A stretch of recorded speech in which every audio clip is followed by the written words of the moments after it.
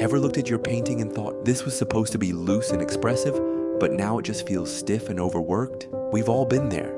In this video, I'm sharing 6 key insights to help you bring life and looseness back into your painting, even when it starts feeling too tight. Let's jump in. For the longest time, I thought loose painters were just born that way, like they had some natural instinct for effortless brushwork. But the more I studied artists like John Singer Sargent, the more I realized something. They didn't start loose. Most of them actually trained in a very tight, controlled academic style before they learned how to let go. Their looseness wasn't about being careless. It was about knowing exactly where to be bold and where to hold back. And that's the key difference between a messy painting and a loose, expressive one: intentional looseness. Loose painting isn't just about slapping paint on the canvas randomly. It's about making the right marks with confidence and knowing when to step away. And here's the real kicker. Many of the artists we admire didn't even intend for their paintings to look loose. They just prioritized efficiency over unnecessary detail. Paintings that look spontaneous and effortless, but are actually the product of careful decision-making. So if you've been struggling with looseness, don't worry, it's not about talent, and it's definitely not about rushing. It's something you can learn and practice. And today, I'm going to show you exactly how. One of the biggest reasons paintings feel stiff is getting caught up in details too early. It's tempting to perfect every little eyelash, wrinkle, and highlight. But if the foundation isn't strong, all those details won't save the painting. Imagine trying to decorate a cake before baking it. It doesn't work. The same goes for painting.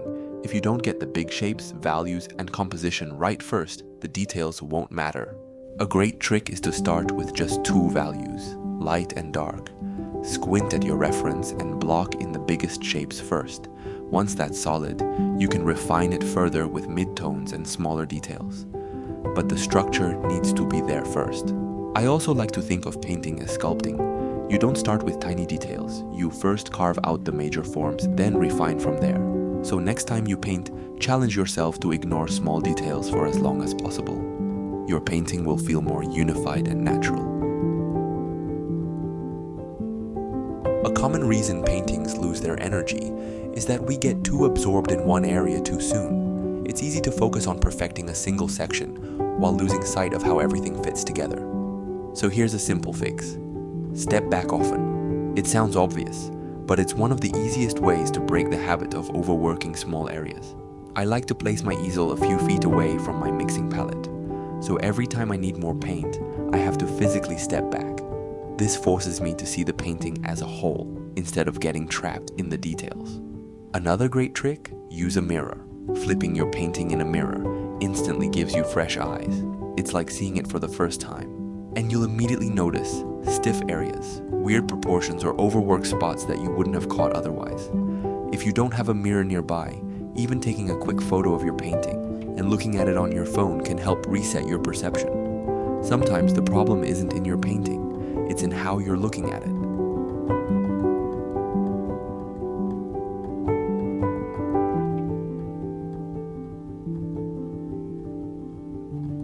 Loose paintings don't mean messy paintings. It's about knowing when to define and when to let go. And one of the biggest things that separates stiff paintings from dynamic ones is edge variety. Think of edges like the way a camera focuses. Some areas should be sharp and clear, usually where you want the viewer's attention. Others should be soft and blended, while some should be completely lost into the background. If everything is sharp and defined, the painting feels rigid and unnatural. If everything is blurry, it feels weak and unfinished. A mix of hard, soft, and lost edges is what makes a painting feel alive. Here's an easy way to check your edges. Squint. The areas that merge together naturally should have soft or lost edges, while the focal points should stay crisp and defined.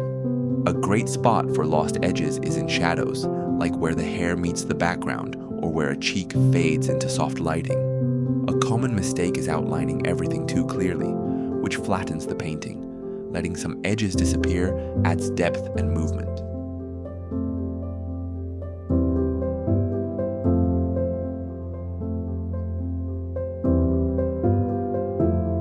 Now let's talk about how you actually make looser brush strokes. If you want bold, expressive paintings, you need to break free from tiny controlled movements. 1. Use bigger brushes. If you're struggling with stiffness, ditch the small brushes early on. A larger brush forces you to focus on big shapes and prevents you from getting lost in tiny details too soon. Try this. Challenge yourself to paint an entire block in with a brush larger than what you're comfortable with. You'll be surprised how much it forces you to simplify and think about the big picture. 2. Introduce a palette knife. One of my favorite ways to add energy to a painting using a palette knife. It forces you to stop fussing with tiny details and commit to bold, confident marks. Plus, it naturally creates broken color and rich texture that makes a painting feel more alive. A good trick is to use a brush for most of the painting, then bring in the palette knife at the end to add highlights, crisp edges, or thick impasto strokes. This contrast in texture can instantly make a painting feel more dynamic. Another trick is give yourself a brush stroke limit. Instead of endlessly reworking an area, try to get the most impact with the fewest strokes. It's like calligraphy. Each mark should have a purpose. This doesn't mean rushing, it means being intentional. If you watch artists like Sargent, their paintings look effortless, but every stroke is placed with purpose.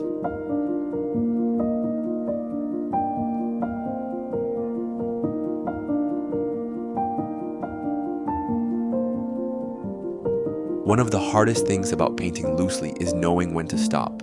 It's so tempting to keep tweaking little areas, but overworking is the fastest way to kill energy in a painting. So how do you know when a painting is done? Here are a few tricks. Take a step back. If the painting looks good from a few feet away, it's probably done. Use the mirror test. If nothing major stands out when you flip the painting in a mirror, you don't need to keep fixing it. Take a quick photo. Seeing it on a small screen helps reveal whether it still reads well as a whole. The biggest mindset shift is realizing that a painting doesn't need to be perfect. It needs to feel alive. Some of the most celebrated paintings in history aren't hyper-detailed. They capture something real and expressive. So instead of chasing perfection, focus on capturing energy. A painting that feels spontaneous and fresh is always more powerful than one that's overworked.